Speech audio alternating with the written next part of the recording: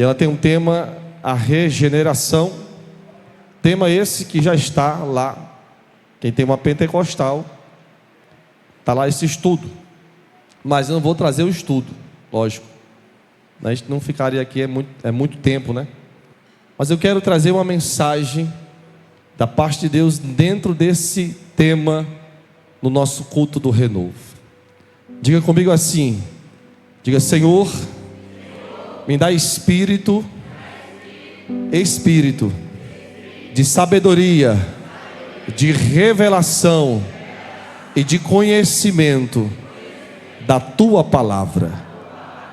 Amém? Na verdade, o apóstolo Paulo diz: e conhecimento dele, né? Dele quem? De Jesus, é da palavra, né? Glória a Deus.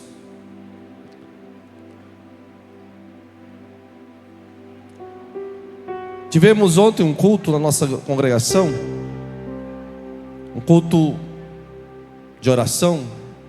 Toda segunda-feira tem ciclo de oração, e uma jovem trouxe uma mensagem ontem muito poderosa para nós. Já tinha sido escalado pelo pastor do domingo para trazer a mensagem de hoje. Já estava nesse texto, já meditando nele. Mas ela trouxe algo que me impactou, muito forte, dentro do texto, não fugiu da palavra. Foi uma bênção, uma jovem muito abençoada. E quem estava ontem na oração recebeu aquela mensagem.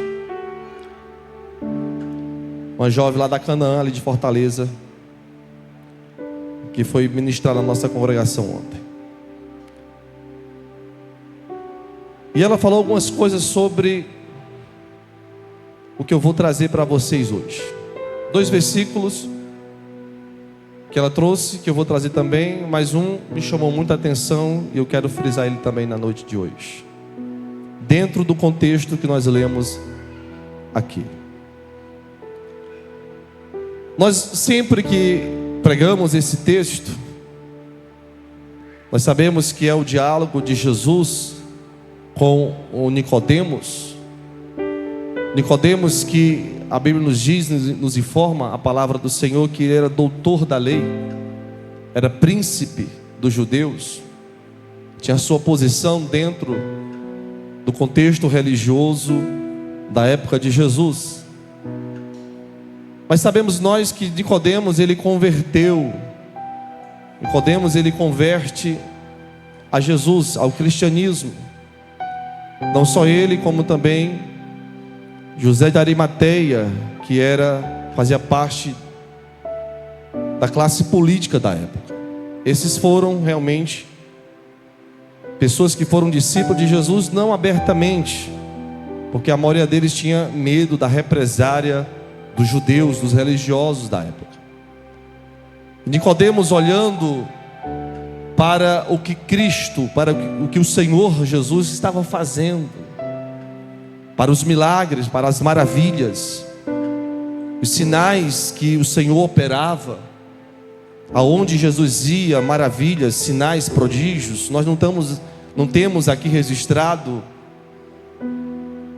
Nós temos 4 evangelhos, mas nenhum deles registra todos os milagres que Jesus fez. O próprio João diz: se fosse registrar, não caberia nos livros de milagres que ele fez, de prodígios e de maravilhas. Nicodemo vai ter com Jesus e vai em um momento reservado, porque ele não quer se apresentar, que está se encontrando com Jesus.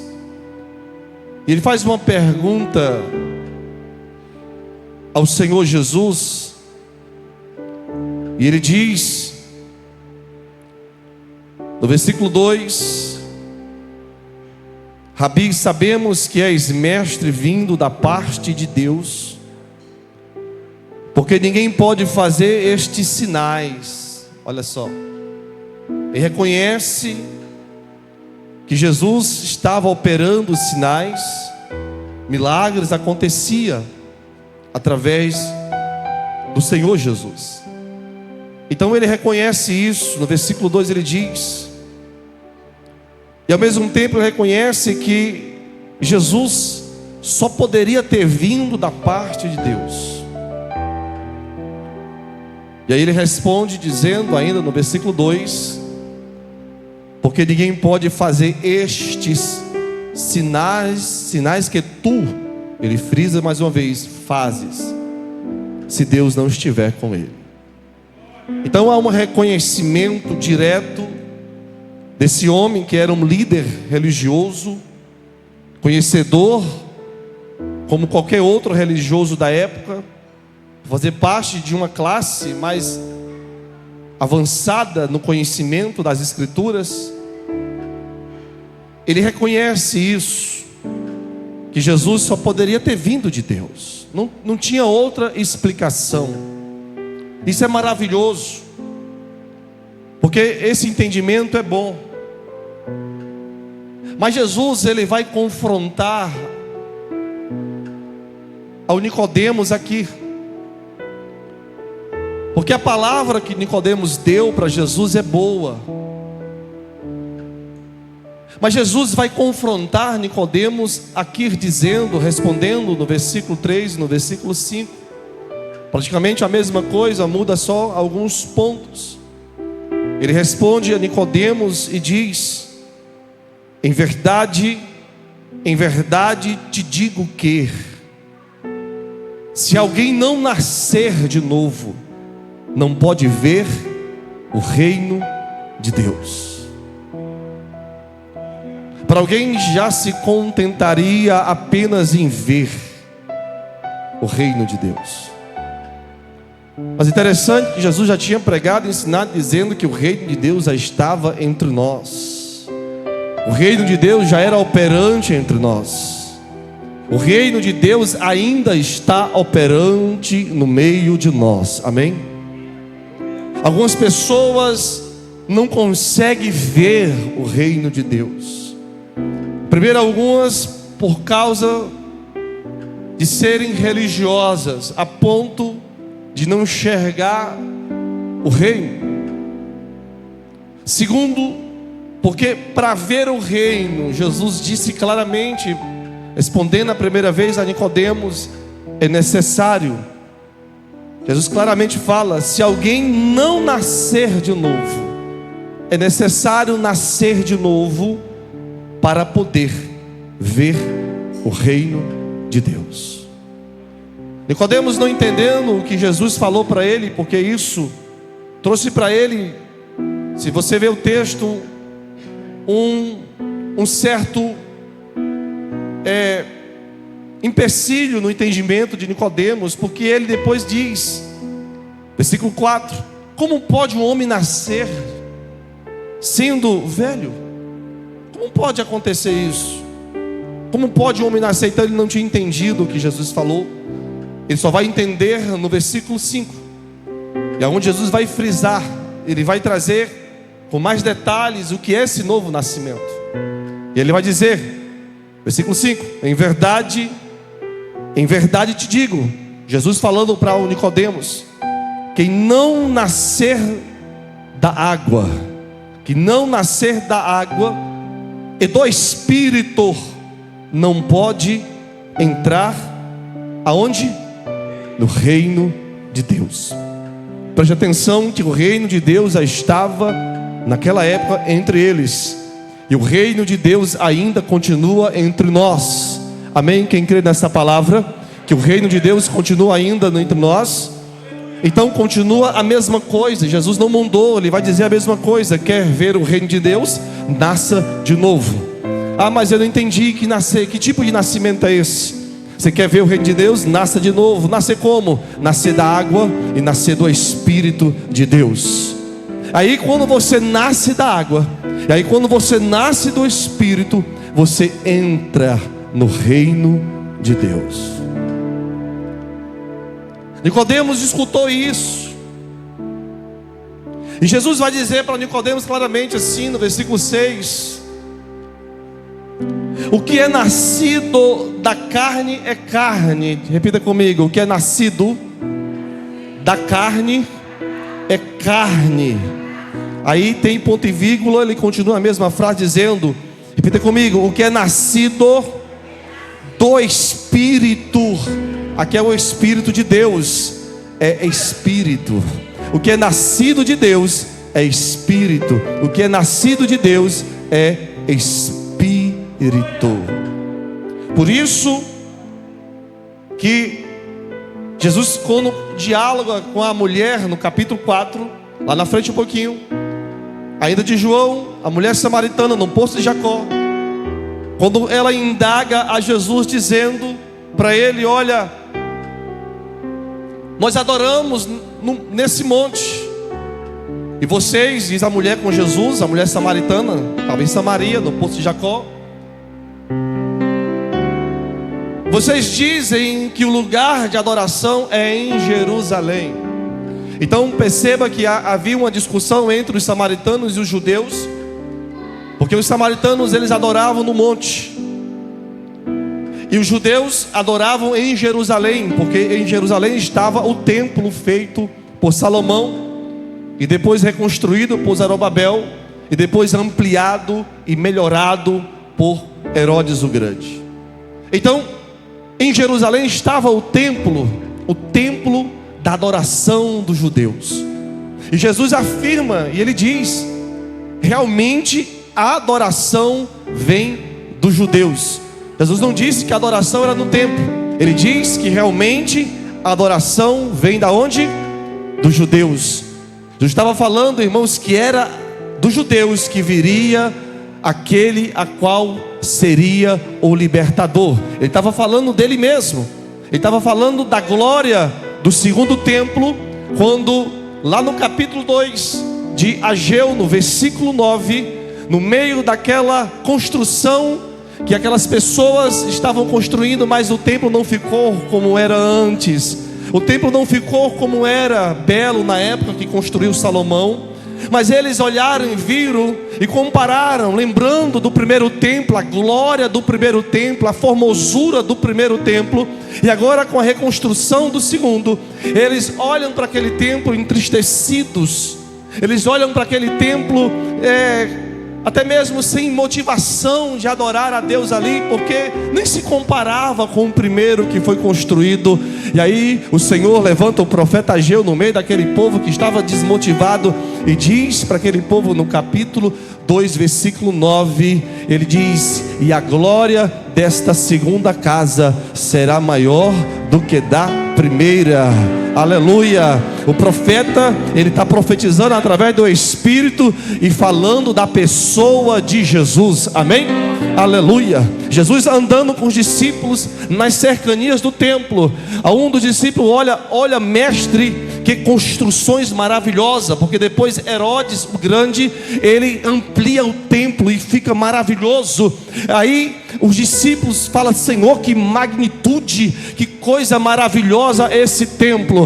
Aí Jesus olha para os discípulos e diz: aqui está quem é maior do que esse templo. Ele estava falando dele mesmo. Louvado seja Deus. Aí Jesus fala para a mulher samaritana: ô mulher, a hora vem, e ela já chegou, que os verdadeiros adoradores adorarão o Pai em espírito e em verdade. Não é o templo físico, não é no Monte Gerazim, não é em Jerusalém, aleluia, no templo feito por Herodes, mas aonde estiver 2 ou 3 reunidos no meu nome, ali eu serei adorado. Louvado seja o nome de Jesus.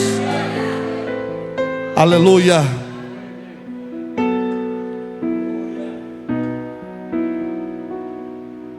Então, Jesus está falando aqui sobre a regeneração, ou o novo nascimento, ou ser nascido de novo. Mas aí, queridos, quero já entrar nos questionamentos iniciais da mensagem. Quando tiver faltando aí 10 aí, os irmãos sobem do louvor, para mim perceber que está encerrando a mensagem. Não, nós vamos ter as 9.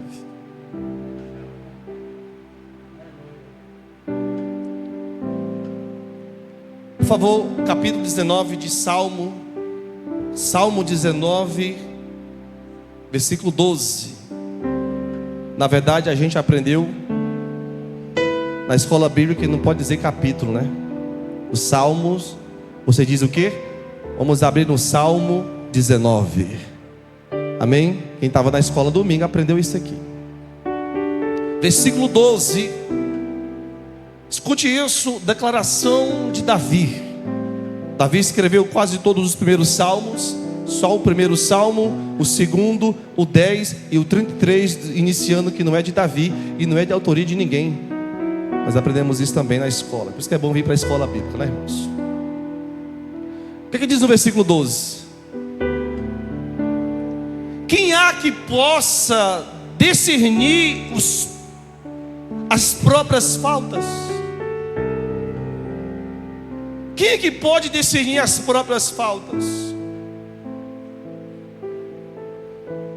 Esse foi o versículo que a jovem pregou ontem, lá no nosso tempo de oração. Quem é que pode discernir as próprias faltas? Quem, irmãos? O que é que o salmista está dizendo? O que é que Davi está dizendo? Quem é que pode olhar para si e dizer: eu estou no erro? Quem é que pode olhar para si e dizer: eu só faço coisa errada? Quem é que pode olhar para si e dizer: o meu coração é sujo, a minha mente é suja? Olha que o salmista está fazendo uma pergunta, e a pergunta é clara. Ele diz: quem há que possa discernir as próprias faltas? Quem é que vai se apontar? Quem é que vai se acusar? Quem é que vai dizer: puxa vida, realmente eu não presto para nada? Quem? Essa é a questão.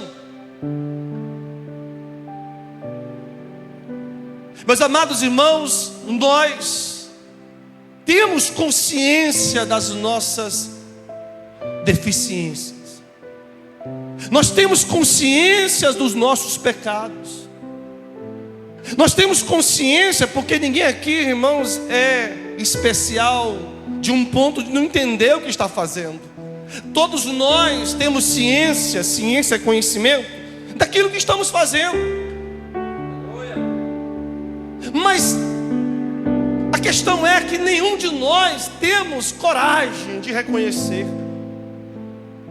Nenhum de nós temos coragem de olhar para nós e apontar o dedo para nós e dizer: puxa vida, eu estou no pecado, eu estou na sujeira. E se não há um reconhecimento da nossa parte, também nunca haverá um desejo de mudança, um desejo de libertação.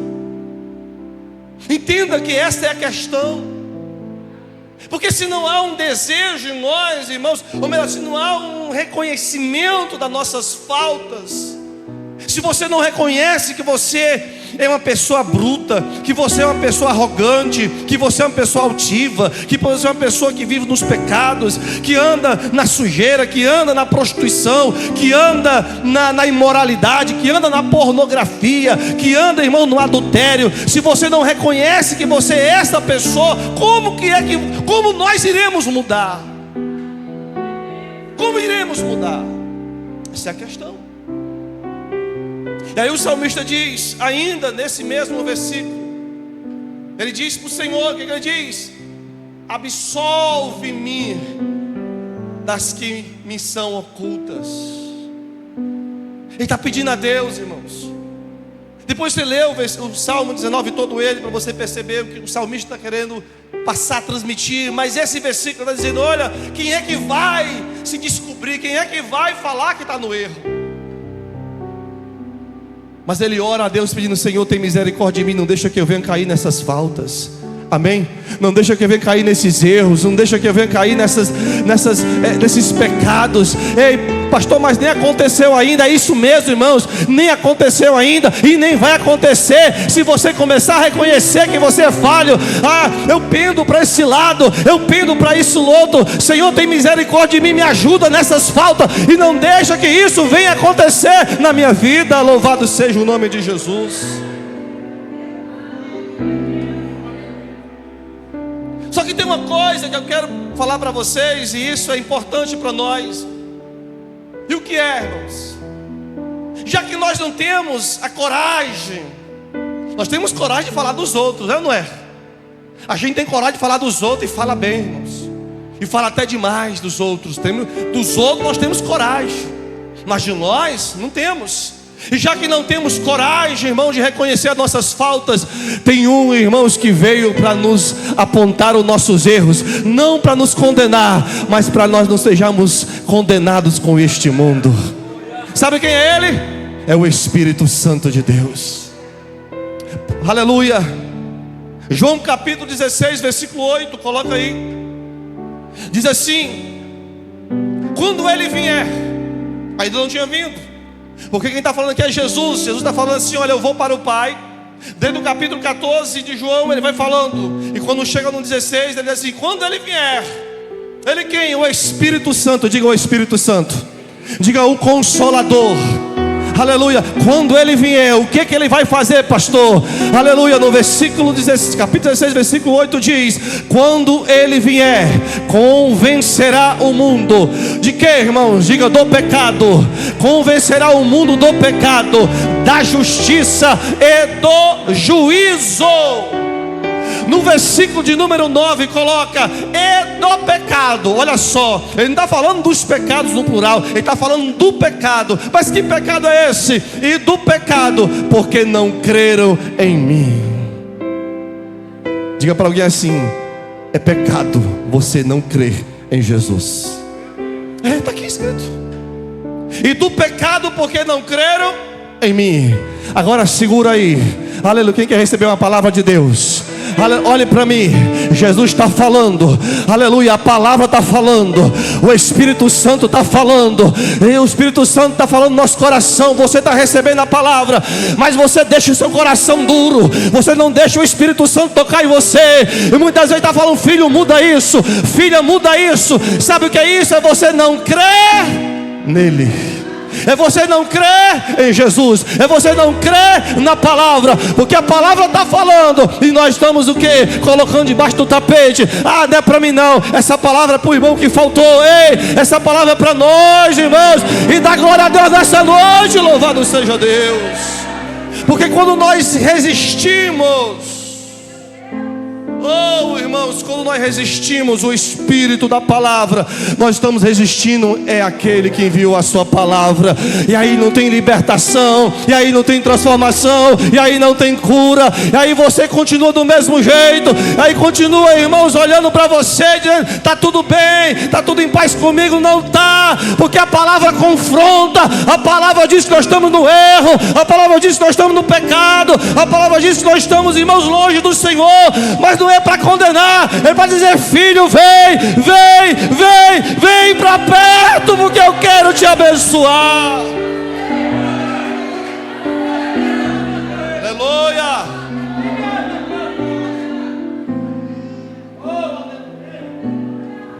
Quando Ele vier, convencerá o mundo do pecado, da justiça e do juízo. Grave isso. E do pecado, porque não creram em mim. Não creram em mim. Também o apóstolo Paulo, escrevendo um texto que nós lemos muito para a Santa Ceia,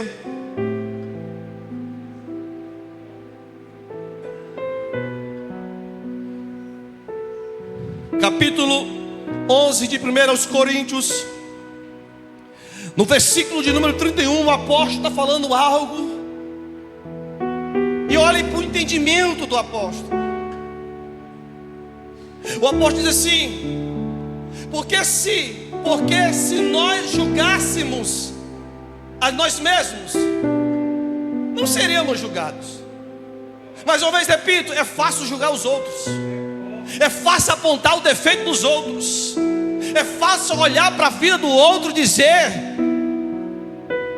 e dar logo uma sentença, muitas vezes. Isso é fácil. Mas Paulo diz, quando nós somos julgados por nós mesmos, não somos julgados, ninguém quer se condenar, irmãos. Mas ele termina dizendo, no 32 diz assim, mas quando, repita comigo assim, mas quando julgados, quem julga a palavra, irmão, não somos nós. Se a palavra nessa noite, olhe para mim, está te julgando, eu te digo nessa noite, irmãos, aleluia, agradeça a Deus por você estar aqui nessa noite, nesse culto, porque pode ser a nossa última noite.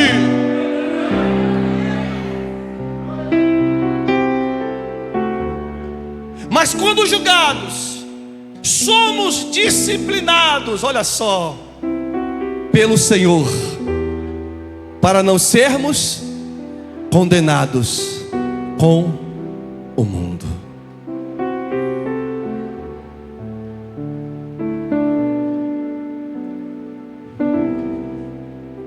Diga para alguém assim, quando você reconhece que você é falho, que você é pecador, é aonde Deus se manifesta para você. Olhe para mim, tem um recado de Deus para crente aqui nessa noite. Enquanto você estiver com seu coração duro, Deus está querendo se manifestar para você.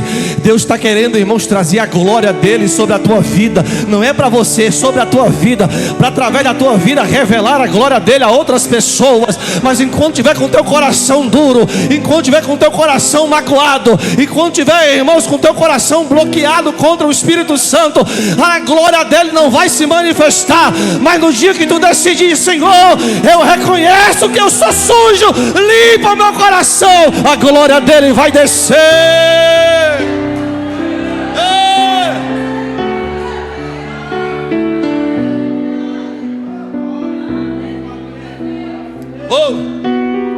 Isaías capítulo 6, bota aí desde o início, vamos ler até o 5.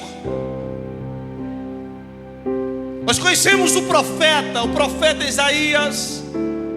É o profeta, irmãos, que conhecido como profeta messiânico, porque é o profeta que mais profetiza sobre o advento de Deus, que é Cristo Jesus.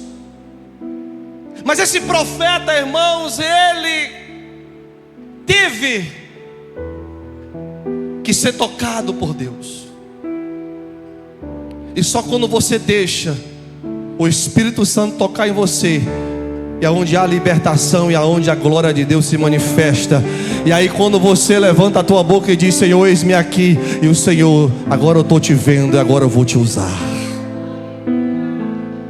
Mas o texto diz para nós assim, no capítulo 6, versículo 1, no ano da morte do rei Uzias, olha o que diz o profeta, eu vi o Senhor assentado sobre um alto e sublime trono. Entenda que o profeta está dentro do templo. Ele está no templo da glória do Senhor, o templo de Jerusalém. Ainda era o templo magnífico feito por Salomão. Mas ele está lá dizendo, eu vi o Senhor assentado sobre um alto e sublime trono. Ele diz, e as abas das suas vestes enchia o templo. Sabe o que foi que o profeta disse? Repita comigo, diga assim, ó, Deus está aqui. Deus está aqui, irmãos. Você está sentindo a presença dele aqui nesse lugar? Aleluia, aleluia. Eu acredito, irmãos, nessa manifestação aqui de Deus no nosso meio. Oh glória, eu estou vendo, irmãos, Deus operando no nosso meio. Deus está operando no nosso meio, irmãos. Aleluia. Olha para mim, querido, é nesse lugar aqui que Deus está curando, Deus está libertando, está batizando, Deus está restaurando família, Deus está restaurando casamento. É nesse lugar que Deus está ressuscitando sonhos. Pessoas que andaram por aquelas portas, irmãos, aleluia, desenganadas. E aqui nesse lugar Deus está dando, irmãos, aleluia, uma segunda chance de vida. Louvado seja Deus. Sabe por quê? É porque a glória dele está no nosso meio. Mas o profeta vai dizer no 2, serafins estavam por cima dele. Ele está vendo? Cada um tinha 6 asas. Com 2 cobriu o rosto, com 2 cobriu os seus pés, e com 2 voavam. Serafins significa os anjos que ardiam em fogo. Eles estavam, irmãos, voando, aleluia, e uns para os outros clamando. E diz o versículo 3, o que é que eles diziam? Repita comigo aí: clamavam uns para os outros, dizendo: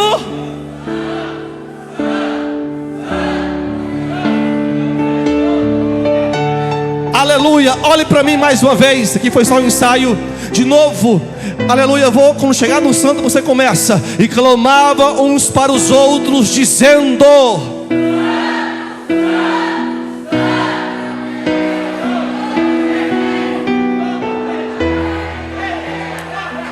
oh, aleluia, aleluia.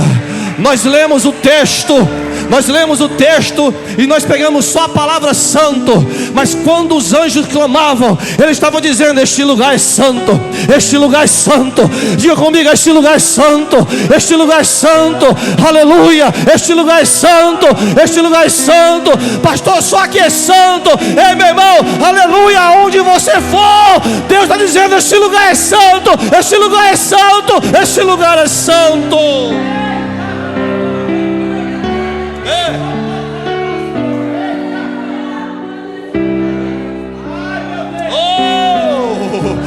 Aleluia.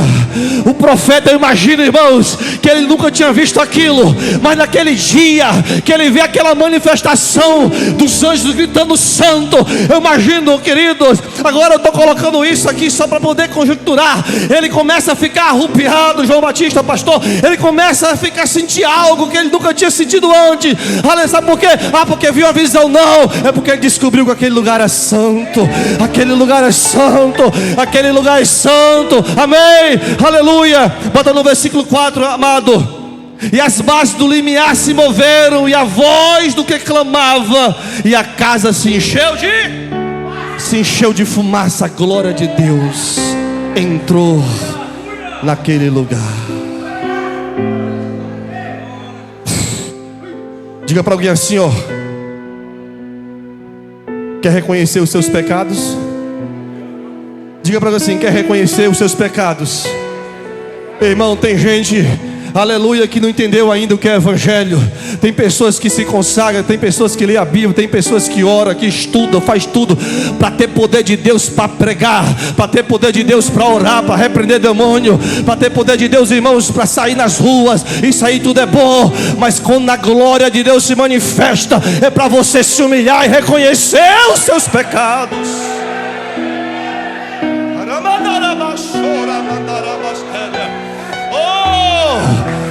Vamos aplaudir a majestade desse Deus aqui nesse lugar.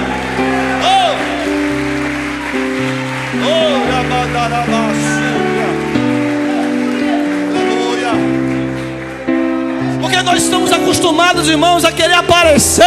A glória de Deus que aparece, é o nome de Deus que aparece. Foi Ele que encheu a casa da glória dele, irmãos. Nós não temos nada. E aí o profeta entendeu, deu um estalo na mente dele. Ele entendeu aí no versículo 5, onde eu quero chegar. Aí ele diz: então disse eu.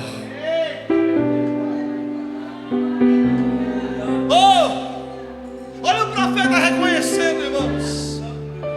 Glória, o profeta Isaías reconhecendo. Imagine nós. Olha o profeta olhando para ele. Olha o profeta em frente a um espelho. Agora estava sozinho ele, olhando para ele agora. Deus manifestou a glória dele. Aí o profeta diz: ai de mim, estou perdido, porque sou homem de lábios impuros. Qual era o pecado do profeta? Qual era o pecado do profeta? Qual era o pecado do profeta? Ele tinha lábios impuros. Eu não sei qual é o seu, eu sei qual é o do profeta, e eu sei também qual é o meu. Mas nessa noite o Senhor está nos dando uma oportunidade para nós sairmos dessa noite aqui diferente. Saímos nessa noite aqui, meu irmão, Aleluia. Eu tenho certeza que crente vai chegar em casa hoje e a glória de Deus vai se manifestar em casa. Aleluia. Satanás vai ter que sair, obras malignas vão ser desfeitas. Ei, irmão, hoje ainda, nesta noite, tu verás a glória de Deus agir na tua vida, porque quando o Senhor te trouxe aqui para isso. Oh, amém, irmã Silvia? Oh, glória. Deus trouxe você aqui para isso, abençoar. No versículo que nós lemos, o profeta diz o quê? Ai de mim. Ele reconhece o que? O seu pecado. O que ele diz? Eu sou um homem de impuros lábios. Depois que ele reconhece que ele é um homem de impuros lábios, aí agora ele olha e percebe que está no meio de um povo de impuros lábios.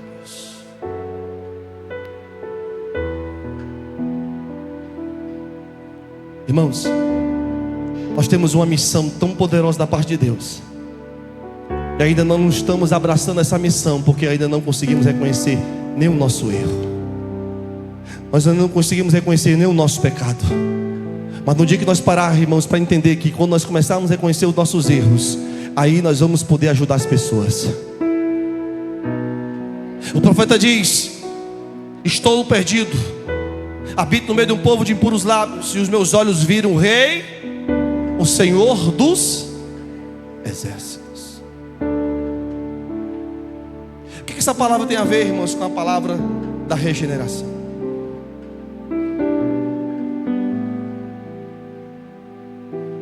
Porque a regeneração, irmãos, iniciando aqui, e aí nós vamos já terminar.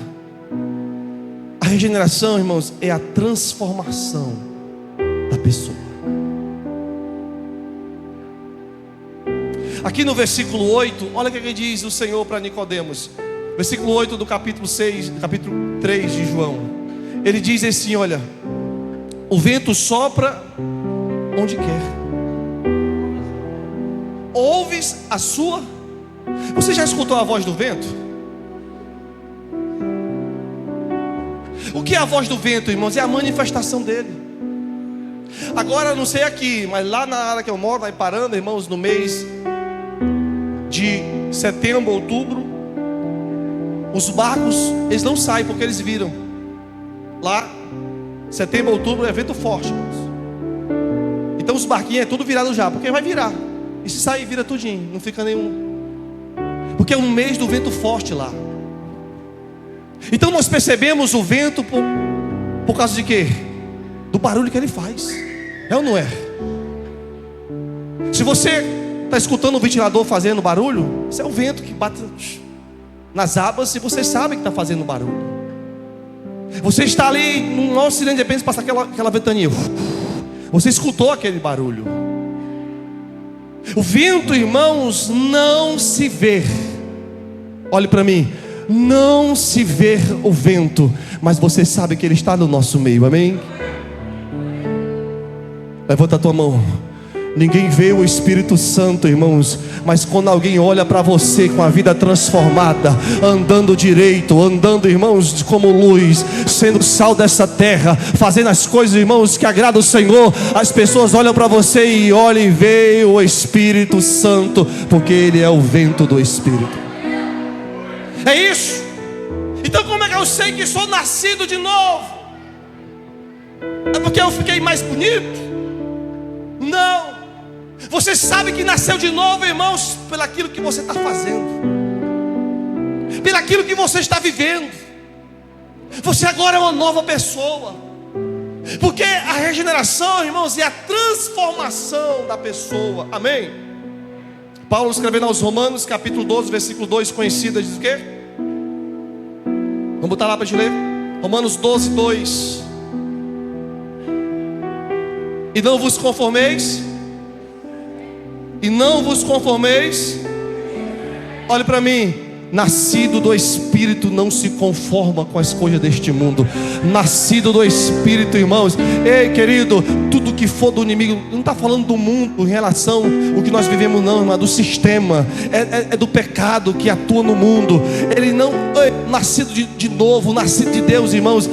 O repudia essas coisas, ele se afasta dessas coisas. Então Jesus diz para nós: e não vos conformeis com este século, mas transformai-vos. Aonde é que é a transformação do crente? Olha aí para o texto: mas transformai-vos pela renovação da vossa. E aí quando você, querido, deixa o Espírito Santo transformar você. E como é que faz isso, pastor? Ele me força? Não, você obedece a palavra. Você não resiste à palavra. Se ouvires a voz do Espírito, o Espírito fala direto, irmãos. Está falando agora, amém? Quem está ouvindo a voz do Espírito, não endureça o teu coração. Deixa o Espírito Santo te moldar. Aí você vai ouvir, irmãos, a voz do Espírito dizendo, te guiando pela palavra. E aí quanto mais você espera, acontece o que o versículo diz no final: para que experimenteis, levanta a tua mão e receba, para que experimenteis qual seja a boa, agradável e perfeita vontade de Deus.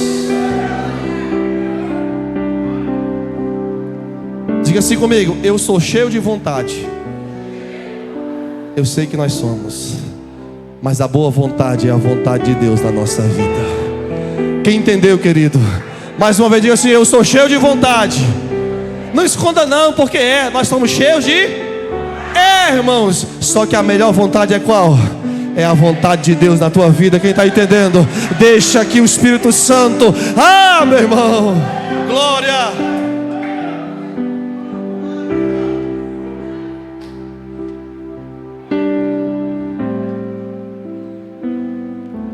Quando nós deixamos o Espírito Santo transformar a nossa vida, nós recebemos vida eterna.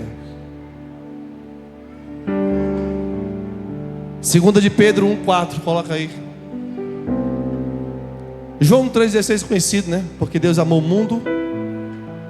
Porque Deus amou o mundo, que enviou o seu Filho unigênito. Para quê? Não pereça, tenha vida. Quem é que dá a vida eterna? É Jesus. Mas quando você recebe a palavra, você recebe a vida eterna. 2 de Pedro 1,4 diz o quê? Pelas quais nos têm sido doadas as suas preciosas e muito grandes promessas, para que por ela vos torneis coparticipantes da natureza divina. Coparticipante da natureza divina, livrando-vos da corrupção das paixões que há onde? Que há no mundo. Vida eterna. Só que nós também nos tornamos filhos de Deus. Diga: eu sou filho. Diga: eu sou filho. Filho de Deus. 1 João, Evangelho de João, capítulo 1, versículo 12, diz assim: mas a todos quantos o receberam, deu-lhes o quê? O poder de serem quê? Feitos filhos de Deus. Filhos de Deus. A saber, os que creem no seu nome. Mas também se torna nova criatura. Colossenses 3,10. Segundo aos Coríntios, capítulo 5, versículo 17 diz: se alguém está em Cristo, nova, as coisas antigas se passaram e tudo se fez novo. Novo. Aleluia. Coloca lá em Colossenses 3,10. Vamos ler? E vós revestistes de quem? Do novo homem, que se refaz para o pleno conhecimento, segundo a imagem daquele que o criou. Novo homem. Novo homem. É por isso que Romanos 8 diz: portanto, agora, nenhuma condenação há. Bate alguém assim, diga assim para ela: você está livre, você está liberta pelo sangue de Jesus. Oh, glória! Nova criatura. Já lemos, não se conforma com esse mundo. Efésios 4, 24, para encerrar.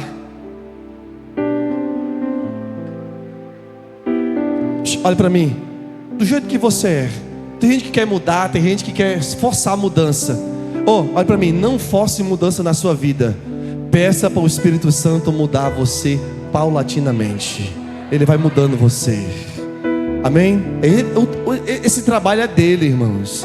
Porque se você quiser mudar por sua conta própria, então você está voltando lá para o final da fila. Deixe o Senhor te moldar. Teve um puxão de orelha aqui? Obrigado, Jesus. Eu vou me consertar nisso. Topou ali? Opa, não vou mais por ali não. Ali eu topei. Amém? Estão entendendo? Deixa o Senhor te moldar e te guiar. Efésios 4, 24, o que é que diz? E vós revistais do novo homem. Agora olha para o texto. Criado segundo quem? Criado segundo? Quem que está criando um novo homem em nós? É quem? É Deus. Não é você, não é nós, irmãos. É o Espírito Santo, é o Senhor. Então deixa Ele criar esse novo homem. E vós revistais um novo homem, criado segundo Deus. Aí diz o que? Em justiça e retidão, procedentes da verdade, da palavra. Nós temos um Deus, nós temos um Senhor e Salvador Jesus Cristo. Nós temos o Espírito Santo e nós temos a palavra de Deus. O que mais nos falta, irmãos? Diga para alguém assim bem forte: obedecer. Quem recebe essa mensagem nessa noite, fica de pé, por favor. Aleluia.